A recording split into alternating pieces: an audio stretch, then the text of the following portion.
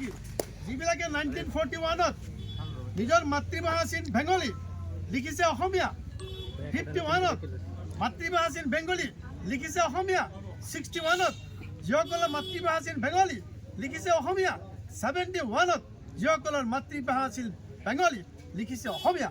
এই মানুহখিনি আজি অস্বীকাৰী হৈছে নেকি? এই মানুহখিনিতো আপোনাৰ ইণ্ডিয়াৰ বাহিৰৰ পৰা অহা নাই, থাইলেণ্ডৰ পৰা অহা নাই, কনৌজৰ পৰা অহা নাই, ব্ৰহ্মদেশৰ পৰা অহা নাই। আমিতো গ্ৰেটাৰ ইণ্ডিয়া অবিভক্ত ভাৰতবৰ্ষৰ পূব প্ৰান্তৰ পৰা আমি আহিছোঁ। আৰু অসমখন 1912 চনতহে হৈছে। ইয়াৰ আগত এইটো পূৰ্ববংগ আছিলে। পূৰ্ববংগৰ মাটিত 1912 চনত ফুল ফ্লৰিত অসম হৈছে। আৰু আমাৰ মানুহবিলাক 5 টকীয়া ট্ৰেইনত ব্ৰিটিছ ইণ্ডিয়া আনিছিল। কংগ্ৰেছতো আমাৰ মানুহৰ পাত্তা চাত্তা দিয়া নাই। তেতিয়াৰ প্ৰিমিয়াৰ আছিল ছাৰ ছাদুল্লাহ। 1937 চনৰ পৰা 1947 চনলৈকে 7 বাৰ গভৰ্ণমেণ্ট হৈছে, 5 বাৰ প্ৰাইম মিনিষ্টাৰ। তেতিয়াৰ প্ৰাইম মিনিষ্টাৰ আজিৰ মুখ্যমন্ত্ৰী ছাৰ ছাদুল্লাহ, 2 বাৰ হৈছে গোপীনাথ বৰদলৈ।